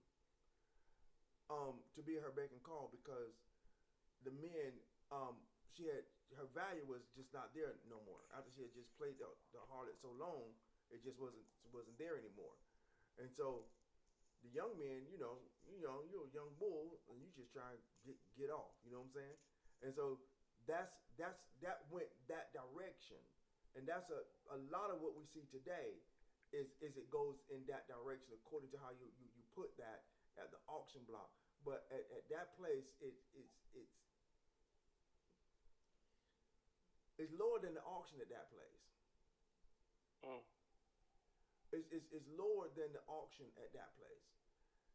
Because only place left is the junkyard. Only place left is the junkyard. Well, and you just said that it was through the traumas and. Well, you see what I'm saying? No, there's a thing that's called a boneyard. And a boneyard is where they put stuff that has no value, but it ain't worth crushing. It ain't worth even recycling. And that, I think that would be the category that would fall under. That you can't even recycle that. You ever heard the saying, you can't teach an old dog new tricks? Yeah, I heard that before. That's where that would come. That's where that would come in at. Because now I'm just at a place to just pleasure me. So none of us, none of us, he crazy. Coach Carter, you crazy, man. None of us want to be in that place. That place is where your mind is reprobated and you lost every place of repentance. It's gone now. It's gone. You have no more hope. It's over for you. But you're still breathing. That, my friend, is an antagonizing. That's where you would get the angry and bitter. Not just the woman now. You would get the angry and bitter man too. Because that's more antagonizing. You hear, but you have no value at all. He's just taking up space. So when you think of that place or that person, that woman or that man that's in that spot, really there's nothing we can do for them. Because they can't do nothing for their own self. They stuck. So if you can hear what the Spirit is saying to you tonight as Israel, I pray that you can hear it. You can be delivered. Thank you for that, Coach Carter. This is your deliverance. This is your healing. If you can hear it tonight. Now, if you can't hear it, you just might be, and I'm not a judge. I'm not the judge. I'm not a judge. But I am going to say this. You just might be in a place of reprobated where you can't even repent. Because this is just to bring out what we're dealing with. I'm not throwing shade at the woman or the man. Because, like I said, the woman is only there because of trauma. The man is only there because he's just looking for easy access because he can't afford nothing else. So everybody getting used. Because the man that can afford the new car, guess where he's going? Gonna get the new car. Hands down. So because of that, we don't see ourselves at the Bugattis and the Lamborghinis and the Rolls Royces and the Bentleys. We don't see ourselves there. So we settle for a used Toyota or a used Honda or a used Chevy Cobalt. We settle for that. That really ain't what we want. How many people have drove a car and said, this ain't my dream car. This ain't what I want. You know, how many of us has ever been there? I mean, I know I have. You know, I've been there, you know, but as the mindset I'm at now, where I'm at now, I'm not trying to do what I've done in the past no more. I want what I want now. Facts.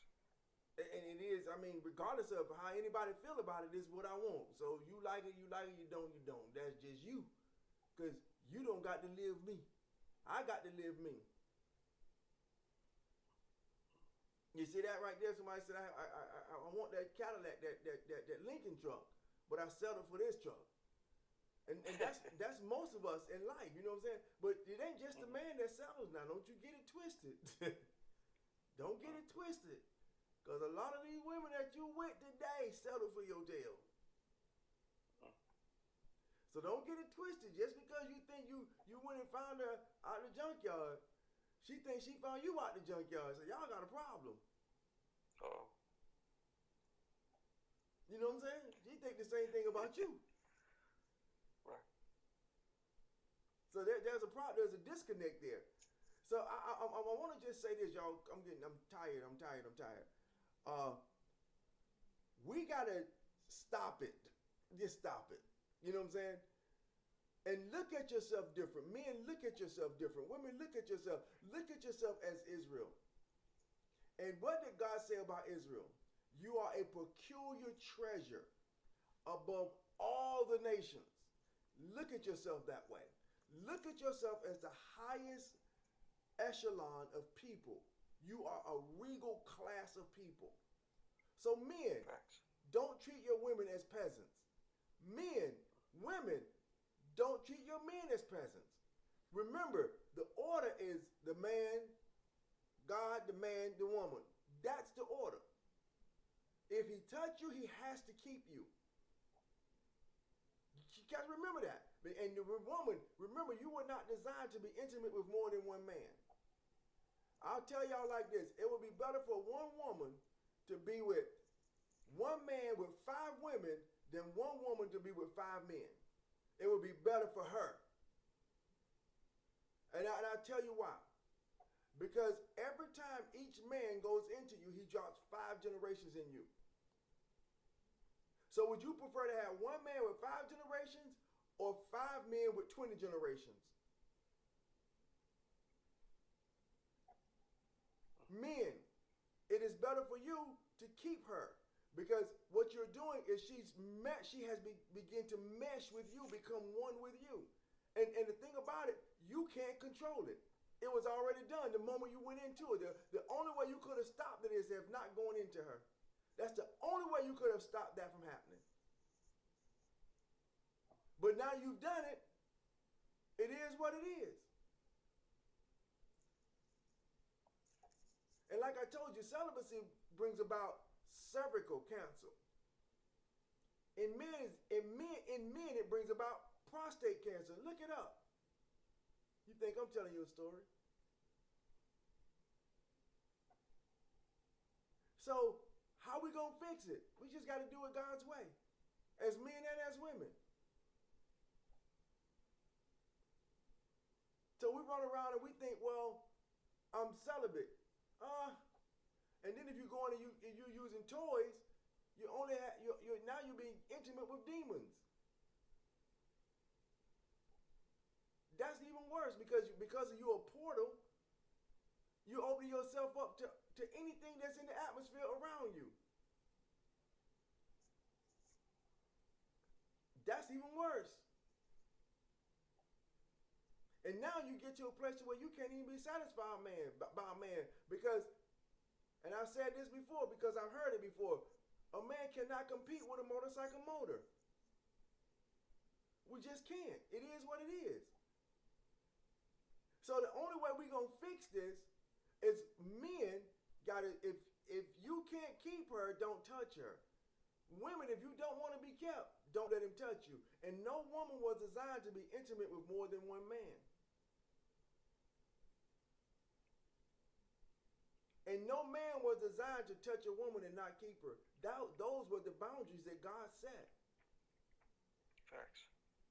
Those were the boundaries. Not, I'm with you for this time and you with me for that time. That's defiling.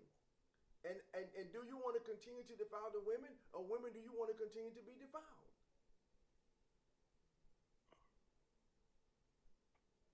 We got to look at it as, I'm doing this as unto the Lord. It is what it is. And the thing about it, right, I stay here because this is the root of our problem. There's some other situations that we got to deal with, but ain't no need of moving from this place if we're not willing to deal with the root problem. This is the root of our problem. This is the root of our baby mama and baby daddy, fatherless homes, widows. This is the root of our problem, of our poverty. This is the root of our problem, of our sickness. This is the root of our problem with our finances. All of it is right here. Right here in how we view each other, and how we view each other is a portrait shown in our life, and a portrait is a picture is better than a portrait, because a picture usually is flawless, but a portrait comes with flaws in it. That's what makes it valuable. So what we're seeing is a portrait, not the picture. Because the picture is flawless. Let's change over and get to the picture. Because it's flawless. And what's the picture? A nation that is holy, righteous, perfect, wise, and understanding. Let's do it God's way. Let's do it God's way. Put in the comments, I am Israel. I am Israel. Begin to make your cells in your body realize who you are. Put it in the atmosphere that even without you even going outside and making the announcement, making the annunciation that you are Israel, you make your whole demeanor begin to change into that of Israel, because you know who you are and whose you are. Let's do it God's way. I'm Israel. Let's see who's up top there. The young, I don't know if that's who's that up top. Yasharana. Talk to me. Hi. Hey. I've been on your live before, but it was under a different page. Okay. Okay. What do you got to say to us tonight? We ready? I like the conversations that you guys be having, because it's like new insight for me. So I love coming on here whenever I get a chance. To God be the glory. We thank you for being here, man. We really do thank you. What do you think of the conversation tonight? I'm glad you're on here, because I'm going to put you on the spot.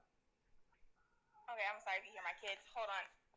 Amir and Amara, can you cool it down a little bit? Okay, whatever. I enjoyed the conversation.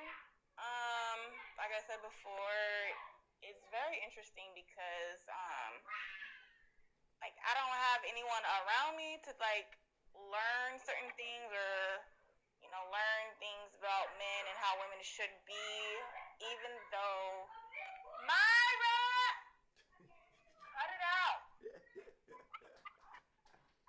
They're in the living room. She sound like she at McDonald's. Ooh. Hey, Yariel.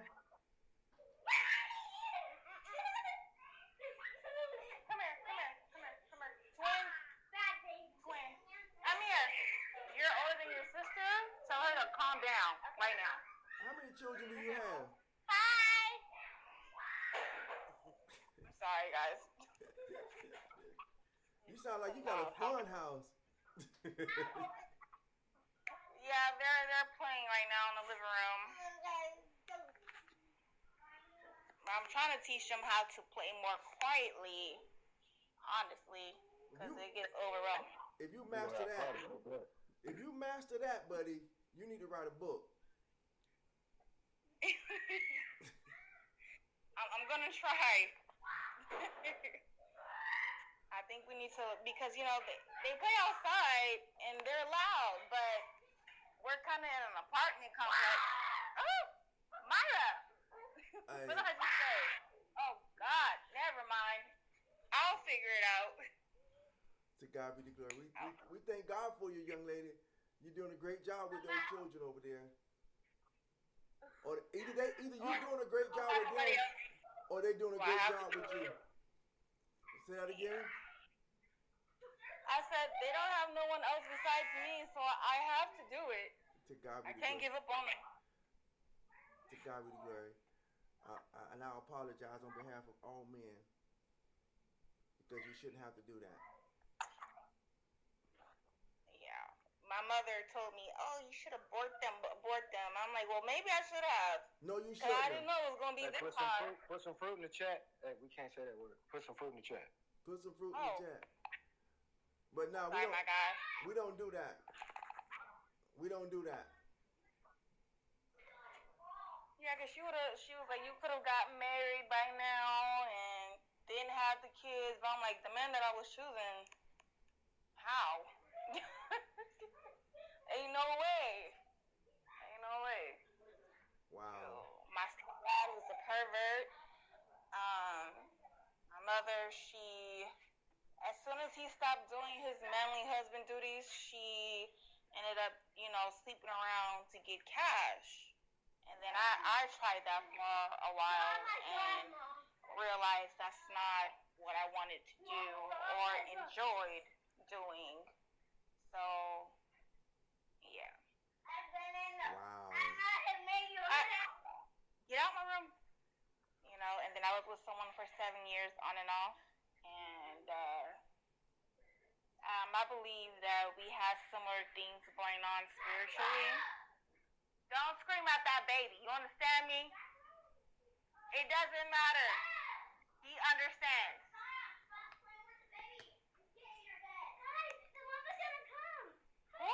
Who's gonna come? Go ahead and color. Go draw. Go do something. Okay, well then you be the mom. You're the mama now? Okay. Go, your sister says go color. What I was about to say. I believe we both were in survival mode for a long time. And his trauma is different. It's similar but different from mine. So he is more so like I'll think about it later. But I can't think about it right now. But I know what mine is. And I'm finding ways to deal with it as I grow, by myself. But yeah. Oh, to God be the good. We thank God for you. What's that name up there? Home what now? It's Home Yasharala. Okay, Home Yasharala. Okay, I just couldn't see the last part. Home Yasharala. Okay. Home Yasharala, we thank God for you tonight. We thank God for your children. They seem like they're very, very happy. They're very taken care of very well. They're loved very well. So we thank God for that.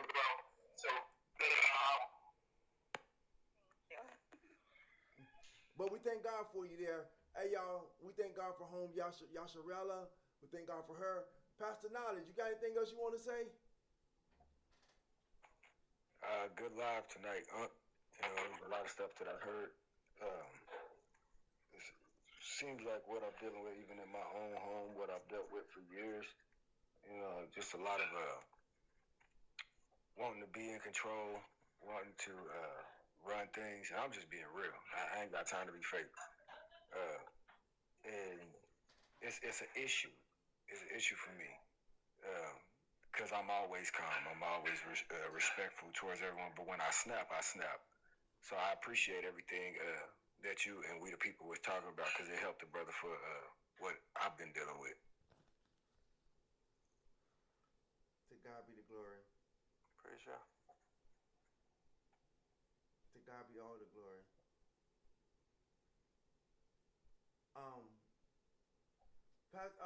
We the people. You got anything else you want to say? Yeah, man, I just appreciate everybody that came through, spent some time with us. It means a lot to Unc. It means a lot to Pastor Knowledge, and it means a lot to me that you would even hear, the thoughts and really these are private conversations that we letting y'all in on, and we have it openly amongst the children of Israel, hopefully to bring some edification and to stir up some conversation. And I praise Yah for Brother Borte coming up, our sister that just spoke up there at the top. And, just remember, y'all, that all of these things that we're talking about today, please, please, please, nobody take it to heart because, like I said, this is just a continuation of a metaphor, all right? It's not meant to be malicious to anybody. And that's why we tried to warn the women about the defiling and how you can work yourself down that line of being a virgin all the way down to the, I think you said the boneyard. But anyway, the even went down to the junkyard or the boneyard. And the warning, if the women were patient enough to stay online with us and to actually hear what was happening, it wasn't about to just define you, to just say, oh, you've been in this situation, you've been in that situation. We were trying to expose the type of men that would try to get with these different type of women. So you can say, okay, you might be in your virginity. And you can say, okay, I got to look out for this because there are going to be men that's willing to do righteously by me. But also there's a group of men that's going to be the 304 mongers, and they're going to try to make me into a 304. And I have to be on guard against those things. And even how we went down and we talked about the widow, and then we talked about the girlfriend, and we talked about the 304, and then we talked about the auction, and then we talked about the junkyard. Did y'all notice that the whoremonger, or the 304 monger, was at every level? He was at the level where the virgin was at. He was at the level where the widow was at. He was at the level where the girlfriend was at. He was at the level where the 304 was at. He was at the level where the women were willing to settle. He was at the level of the junkyard. We said this about the car to expose the men that are causing the trauma to happen to this. So at every level of your life, ladies, you're going to have to be on guard. And the best way to be on guard is to stand behind your father. And if you don't have a father, stand behind a righteous man. Any righteous man that is willing to step in, to be like an uncle to you, to be like a brother to you, that's not trying to be a 304 monger himself. And then you let the Most High deal with you according to whatever situation that you're in, because he'll meet you at the point of your need. If you're at the point of the need where you need a husband, he'll meet you at that point of your need. Men, if you're at the point where you need a godly woman and you're like, man, I'm seeking the laws, I want to go after a virgin, who can find a virtuous woman? Who can find a virgin? You got to be patient. You got to wait on the Most High, because the rentals is out there. The 304s is out there. The lease cars is out there. The girlfriends is out there. And they willing to take good men that would have been great and excellent husbands and ruin them, where they will only be the ones that's picking at the junkyard. All right, but we love y'all. Yasharel. Shalom. To God be the glory. Put in the chat, I am Israel.